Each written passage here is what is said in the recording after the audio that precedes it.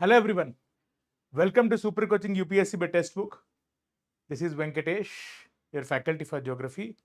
Today, I'm coming up with a very interesting topic. The topic, as you can see in the picture, the crop diversification. I think if you see it, just a minute. Right. Let me see the comments. If this is the audio video clear. Amar Nayak, hi. Is the audio clear? Right. So we have started with a very interesting topic today. Call it as the crop diversification. I was inspired by an article in Indian Express recently given by an author called as Ashok Gulati. That is a reason behind this article. So, if I ask you one question, which are the regions are known for high value agriculture crops in India? A common perspective in our country is about always we assume that Punjab and Haryana, the green revolution areas, are the ones which we assume that, right? Which we assume that the green revolution areas of Punjab and Haryana are the regions which are extremely dominated with the high value crops. But unfortunately, it is not at all the case. It is wrong. So, the survey which is needed to understand that, see, if you observe the template of our template of the recent events, the farm laws, the debates, the kinds of conflicts, the things which you have seen, the underlying factor beneath this is always about the necessity of turning agriculture into an enterprise which would be successful. And for that enterprise to be successful, you know what is the first thing we need? We have to make it as a market-driven approach. For example, we have recently seen that some of the rice distribution has been banned in terms of export, where we are popularly getting some kind of things. That should not be there. Rice should not be banned. Why it is banned? We are banning it to control inflation, but the farmer is not getting enough remuneration towards it. Keeping such kind of things into considerations, the idea of this crop diversification, the necessity lies in the idea of, what is the necessity? The necessity lies in the idea of making farming as an enterprise. Presently, farming as an enterprise is not doing well. That is the underlying reason of the conflict which you have seen recently with respect to agriculture. So, we have to make farming as an enterprise.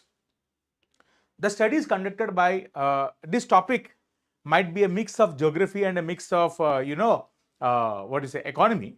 But nevertheless, topic remains, the knowledge is always the same. So, keeping this into considerations, Ashok Gulati has studied about certain things and he has taken certain criteria and he wanted to identify how high value states, which states are doing very well in terms of high value crops. So he has taken, say, agriculture GDP and compared with respect to the average hectares of the net sown area. So what is the net sown area of a certain state? What is the total agriculture GDP? How much outcome are we getting? And he also compared about with respect to the gross cropped area and with respect to the hectares to understand the GDP and multiple things here. See, agriculture GDP, he has taken two criteria. Agriculture GDP per hectare of the gross cropped area. What is the agriculture GDP out of the total cropped area? And what is the agriculture GDP per hectares of the net sown area? Whatever. Let's forget about the criteria here. Understand about the outcome. The outcome is talking about the high value crops, the states which are doing in terms of high value crops are actually doing really well.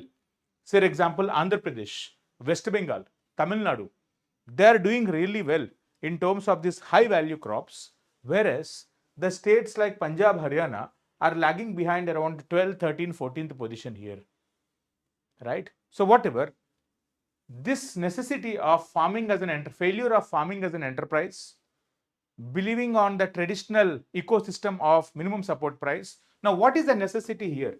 The necessity lied in terms of, you know what? The necessity lied in, if you see the agriculture ecosystem of the green revolution areas, it is revolved around the minimum support price, the traditional crops of rice and beans, dominance of rice and wheat. It is revolved around procurement, open-ended procurement based on the minimum support price, procurement, and it is also based on concept of free power, free fertilizer subsidies. So you are finding free fertilizers, free subsidies, and all these kind of things, which is actually leading to a huge challenge, right? See, if you talk about the ecosystem, yes, good afternoon, Champa, Amar, Ganesh. Ganesh, I think you all might have seen the newspapers. The newspapers clearly talking about farming as an enterprise in agriculture. You can see that they're dominated with minimum support price because there is more rice and wheat, and because government, the government industry, the government ecosystem in terms of procurement, the Food Corporation of India, and all the things are doing really well with respect to rice and wheat. That's where there is a procurement, and you will see that because of the concept of free power, the fertilizer subsidies, every farmer is actually tilting towards the dominance of rice and wheat, especially rice, and because of that, they're unable to add value towards their entire crop. These are traditional crops. These are not the modern crops where you find more value systems. You take the common man, right? You take Champa, what is MSP? Minimum support price. Government gives something called as minimum support price for every crop towards a certain for every crop. Though government provides for around 25 crops minimum support price, they actually procure only for few crops like rice and wheat. Okay, so whatever here, what we are trying to tell you here is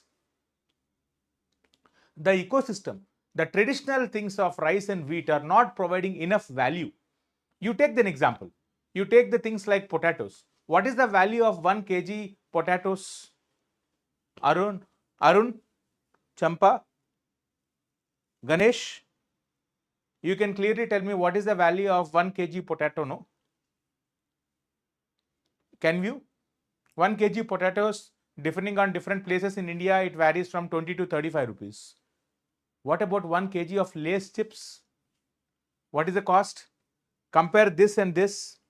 How we are finding that conflict, the value. Why do you think that you are providing more money towards the chips, Lay's chips, or any kind of chips which you are fond of? Why? Bingos, whatever. It's all because of the quality, or rather the high value addition which you are doing, right? So the traditional crops has to be shifted towards value addition. So value addition is needed. This is number one. Number two, yes, Champa, Amar, I am observing your comments. Yes, 50 rupees, whatever, right? It all depends on different places. Then I'll ask you another question. If I now example, take any common family, a middle class family in our country, 3 to 4 people, imagine so. Okay, don't talk about the remaining things. Talk about an average middle class family with around 3-4 members.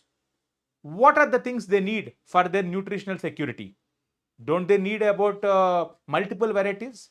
So depending on their, the food choices which every individual will be having, every family would be having.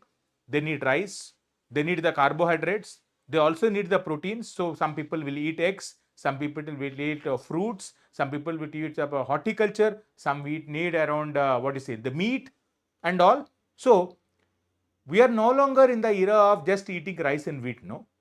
So as an enterprise, everyone needs about multiple diversifying of their food basket, be it in terms of the eggs for the proteins, be it in terms of the dals, pulses, be it in terms of the wheat, be it in terms of the things like wheat and all. These are the traditional fibers, the carbs. Then we need to supplement with respect to the proteins and all. Would you agree with this, all of you? Amar, Champa, Ganesh?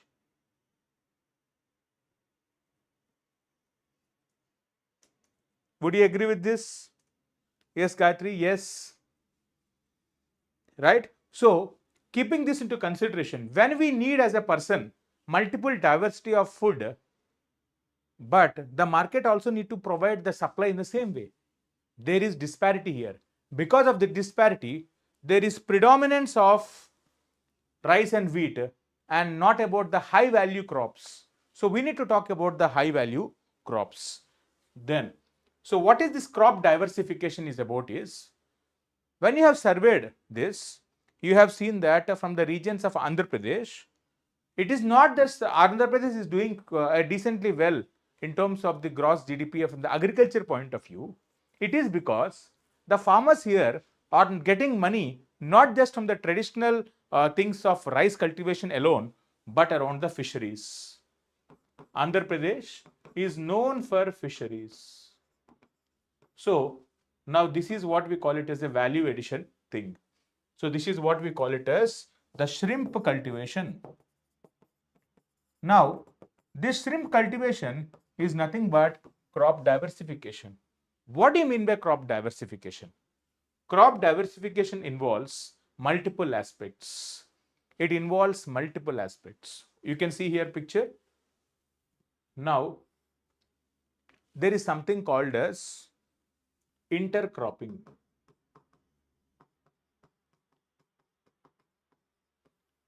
Can you tell me what is intercropping? Yes, Champa, changing crops in a same land. Yes, changing crops in a same land, or that is crop rotation rather. See, there are two aspects. Intercropping means what?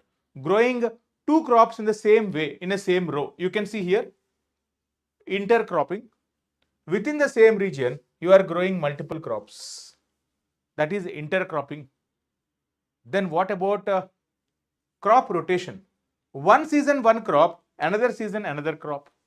That is crop rotation. You can see here, we are talking about a mixes of crops. One season, one crop, another season, another crop. There is also another thing, something called as, what do you say, crop with livestock. Crops and livestock, which we call it as mixed farming.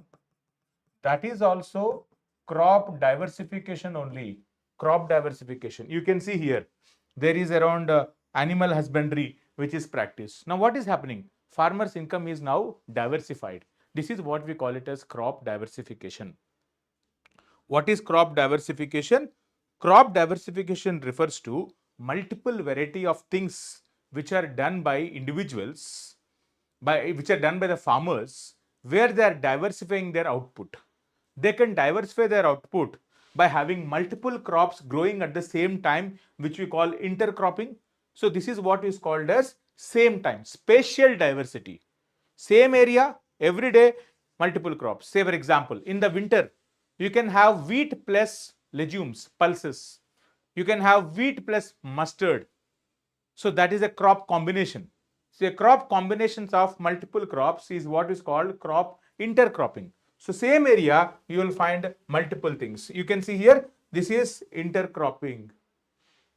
Okay, or mixed cropping, whatever you can call it as. Then you also have around agriculture grown with respect to mixed farming, with respect to the fisheries. You can see the fisheries here. You can talk about the animal husbandry, right? Fisheries and all. That is very, very important. So that is also one kind of thing. Then crop rotation is same area, same time for the same area, but different crops at different seasons. Say the Kharif season, you grow one crop. The Rabi season, you grow another crop. Why? Because every soil needs around certain fertilizers needs around certain kinds of inputs from the soil. So if you keep on providing say monoculture of wheat, monoculture of rice, traditional value things, what is happening to the soil is losing around so much amount of fertility. So the soil is unable to replenish naturally. So if you have wheat plus legumes, legumes have this character. What is this character? Legumes can actually are regarded as something as legumes are regarded as they can actually increase the nitrogen capacity of the soil. So if the soil is deficit in the major nutrient called as nitrogen, if you grow nitrogen pulses, leguminous crops, they're actually conducive for the crop. Are you following, all of you? Are you following? Right? So now what happens with this, Champa, when you talk about this intercropping and all, when you diversify, the need for fertilizers and pesticides will reduce, no? Imagine you are growing, this is the land, you are having only wheat or rice, either one of it, then what will happen? The fertilizer need would be very, very different. It might be because, and consistently you are doing year after year, season after season, same crop is grown. What is happening? Because of the monoculture, the soil is deficit in the nutrients. So you are dependent on chemical fertilizers. Whereas here, imagine there is another crop. Here what we are doing is, you are mixing this region into multiple things. As you mix this into multiple things, say here you are finding wheat, and along with wheat you are also finding the pulses. Now what is happening? Pulses try to replenish some kind of nutrients of nitrogen, which is a major nutrient. So with that, what is happening? Soil is getting more amount of fertility naturally, not dependent on the chemical fertilizers, artificial fertilizers. So that is the necessity here. That is one major thing which you need to remember. So intercropping and crop rotation, they are very important. For example, if you see in the regions of Punjab and Haryana, out of 4 million hectares of land, 4.5 million hectares of land, there is a necessity of shifting from the rice and wheat towards other crops like pulses, like millets, like around fruits, vegetables, which are high value crops where you can actually diversify and you can actually save your own money, which the government is saving, which is government is investing in terms of free power or in terms of fertilizer subsidies. So we need to shift the farmers away from rice and wheat from the traditional farming methods. For that, we need crop diversification. That is the point, underlying factor in this session, right? See, that is the thing. So you can do mixed farming, livestock farming. The example is very much here. Andhra Pradesh. I'll give you two stories. Let me explain. Andhra Pradesh,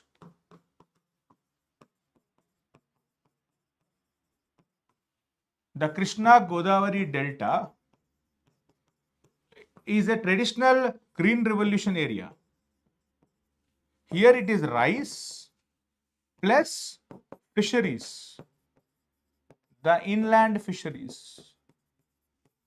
The prawns, the shrimp cultivation is very dominant.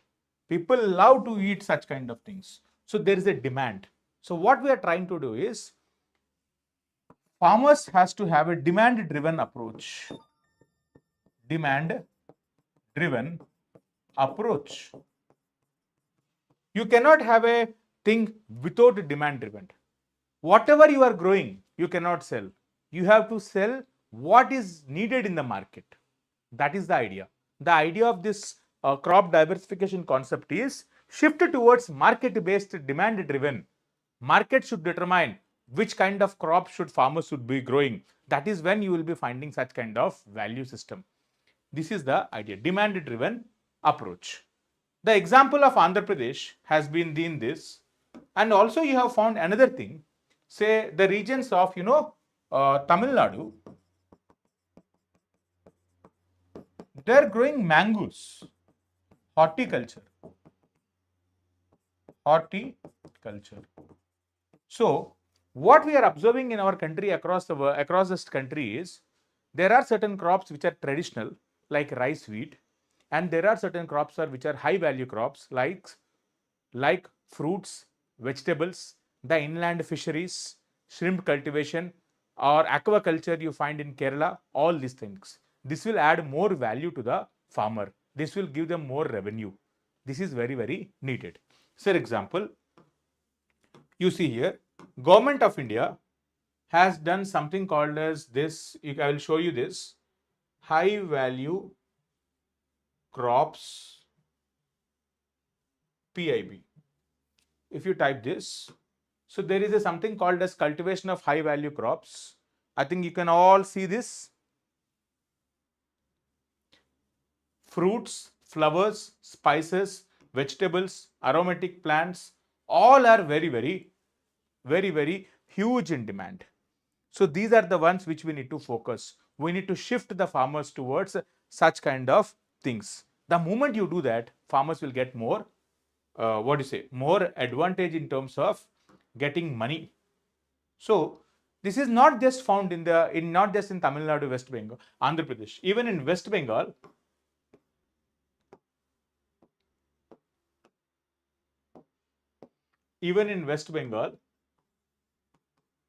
it is very a dominant center of vegetables now.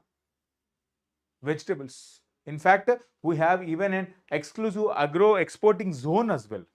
If you talk about agro exporting zone, West Bengal is very dominant. Such things you should not be ignoring. So keeping this into considerations, this topic becomes very important.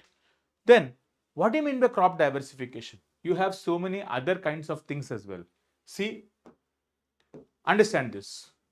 Increase the structural diversity. Okay, so this is what I'll call it as intercropping. Strip intercropping. You can have 7 multiple strips. Each strip of land can have multiple variety of crops. So that's what increased structural diversity, and the same land unit will be used, and this will be useful for, say, it will be helping in terms of having reduced pest attacks. Okay, in fact, it will help the farmer in terms of having some kind of risk diversification. For example, see, there is a climate change. Presently, we are living in the world where we are having so much amount of climate change. There might be some kind of unseasonal rainfall. Because of climate change, the farmer might lose so much amount of revenue. Now, if you have diversified your crops, what will happen? Certain crops will be assured, certain crops might be lost. So there is a risk diversification. This is very important. And from the government point of view, the fertilizer subsidy will be reduced. It is very environment friendly. Why?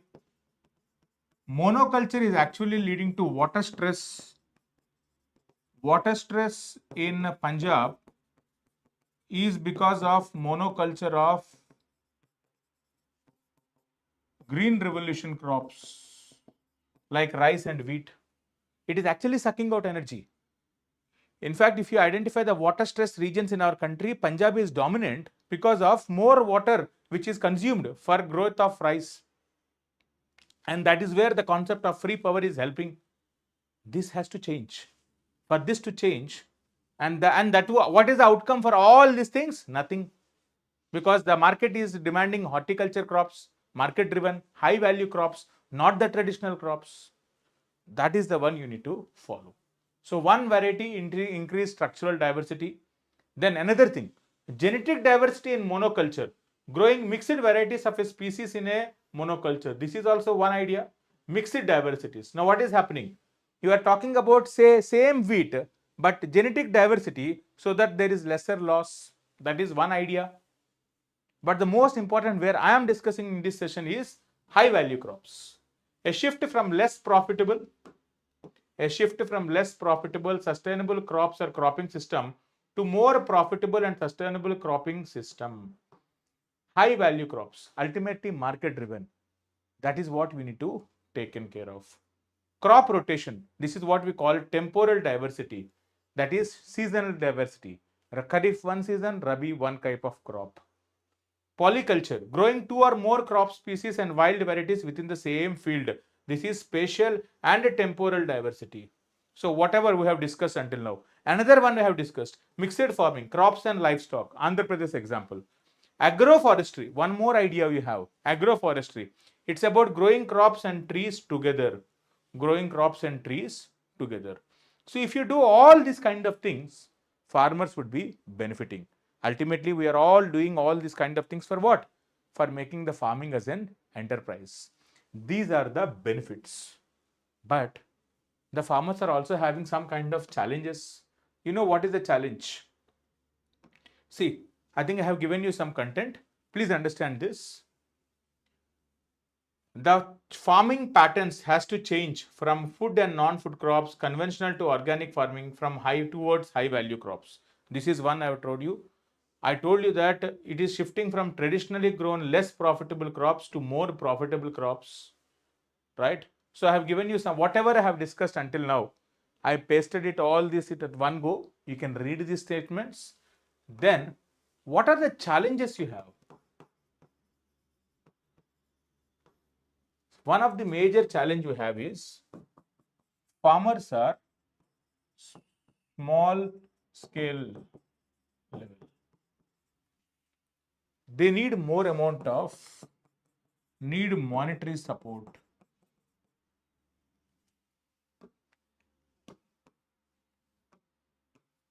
Need monetary support. If you need monetary support, we need to provide, government has to provide some kinds of financial push. For example, they can use the minimum support price for or enlarge extra minimum support price, increase the minimum support price towards certain crops which are actually are helping in crop diversification. Say, imagine in Punjab and Haryana, if farmer is shifting towards millets, farmer is shifting towards maize, farmer is shifting towards pulses, shifting towards fruits, vegetables, wherever it is suitable, depending on the region. It's not like every area you can grow fruits, no? Whatever is suitable. For whoever has shifted from the existing rice and wheat, if you shift here, you have to compensate them. If you compensate them and give more money, then the farmer will be shifting. As they shift, they are getting more money. As they get more money, that word would spread. As it spreads, there would be proper diversification. Some people will grow rice, some people will grow remaining things. Overall, we are getting multiple things. There is good demand, and the demand and the market driven approach will actually make the farmers remunerative. This is what we need to do.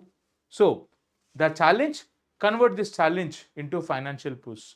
This is what I am saying about incentives. Incentives.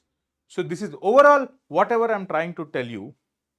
It's all about market driven approach.